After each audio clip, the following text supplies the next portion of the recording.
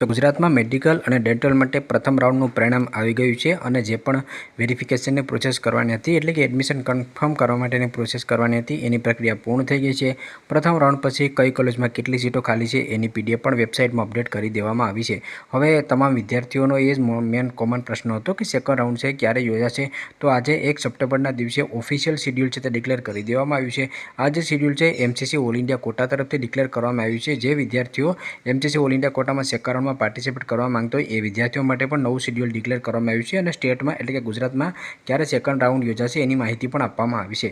તો અહીંયા ઉપર તમને પ્રથમ રાઉન્ડની માહિતી જોવા મળશે જે હવે રિવાઇઝડ કરી નાખવામાં આવ્યું છે એટલે સેકન્ડ રાઉન્ડની તારીખ છે એ પણ બદલી ગઈ છે. તો નીચે તમે જોશો તો સેકન્ડ રાઉન્ડ જે કાઉન્સેલિંગ છે ઓલ ઇન્ડિયા કોટા એમસીસી માટેની એ 4 સપ્ટેમ્બરથી લઈ અને 19 સપ્ટેમ્બર સુધી ચાલશે. એટલે કે જે પણ વિદ્યાર્થીઓ એમસીસી ઓલ ઇન્ડિયા કોટાના સેકન્ડ રાઉન્ડમાં ભાગ લેવાના હોય તો એ વિદ્યાર્થીઓ રજિસ્ટ્રેશન કરવાનું છે, પેમેન્ટ કરવાનું છે, કોલેજ પસંદગી કરવાની છે અને એનું રિઝલ્ટ છે એ સંપૂર્ણ પ્રક્રિયા છે એ 4 સપ્ટેમ્બરથી લઈ અને 19 સપ્ટેમ્બરની વચ્ચે ચાલશે. જ્યારે ગુજરાતમાં આપણે વાત કરીએ આપણું સેકન્ડ રાઉન્ડ છે કે જેમાં તમારું રજિસ્ટ્રેશનની પ્રોસેસ થશે, કોલેજ પસંદગીની પ્રોસેસ થશે અને અલોટમેન્ટ થશે એની સંપૂર્ણ પ્રક્રિયા છે એ તમારી 10 સપ્ટેમ્બરથી લઈ અને 25 એટલે કે 25 સપ્ટેમ્બર સુધી ચાલશે. એટલે આપણે ટૂંકમાં કહીએ તો ગુજરાતમાં મેડિકલ અને ડેન્ટલ માટેનો જે બીજો રાઉન્ડ છે એની કોલેજ પસંદગીની અને રજિસ્ટ્રેશનની પ્રોસેસ છે એ 10 સપ્ટેમ્બરથી ચાલુ થશે. તો તમામ વિદ્યાર્થીઓ જ્યારે વેઇટ કરે કારણ કે સેકન્ડ રાઉન્ડમાં પણ નવું રજિસ્ટ્રેશન થતું હોય છે. તો પહેલાં નવું રજિસ્ટ્રેશન થશે, એનું મેરિટ લિસ્ટ આવશે અને ત્યાર પછી તમામ વિદ્યાર્થીઓ મેરિટમાં આવશે અને ત્યાર પછી તમારી કોલેજ પસંદગીની પ્રોસેસ છે તે ચાલુ થશે.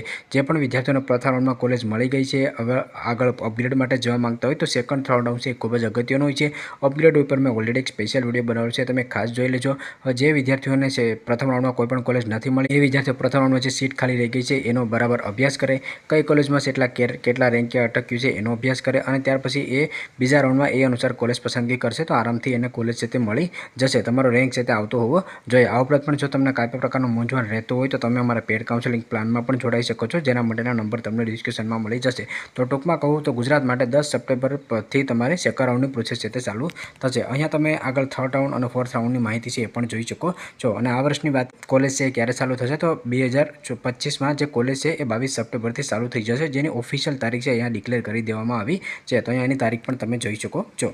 અને જે વિદ્યાર્થીઓ એમસીસી ઓલ ઇન્ડિયા કોટાના સેકન્ડ રાઉન્ડમાં પાર્ટિસિપેટ કરવા માંગતા હોય તેમાં રજિસ્ટ્રેશન અને પેમેન્ટની પ્રોસેસ છે એ 4 સપ્ટેમ્બરથી ચાલુ થઈ જશે અને તમારે જે કોલેજ પસંદગીની પ્રોસેસ છે એ 5 સપ્ટેમ્બરથી ચાલુ થઈ જશે. કોલેજ પસંદ કરી છે એનું રિઝલ્ટ છે એ તમારું 12 સપ્ટેમ્બરના દિવસે આવશે. તો જે પણ વિદ્યાર્થીઓ બીજા રાઉન્ડમાં ઓલ ઇન્ડિયા કોટામાં પાર્ટિસિપેટ કરવા માંગતા હોય તો એને આ શિડ્યુલ છે તે લાગુ પડશે. આગળ પણ તમને ત્રીજા અને ચોથા રાઉન્ડની માહિતી પણ અહીંયા મળી જશે. તો જ્યારે ગુજરાતમાં બીજો રાઉન્ડ ચાલુ થશે ત્યારે એના પર પણ હું એક લાઈવ પ્રોસેસનો વિડીયો છે તે બનાવી દઈશ.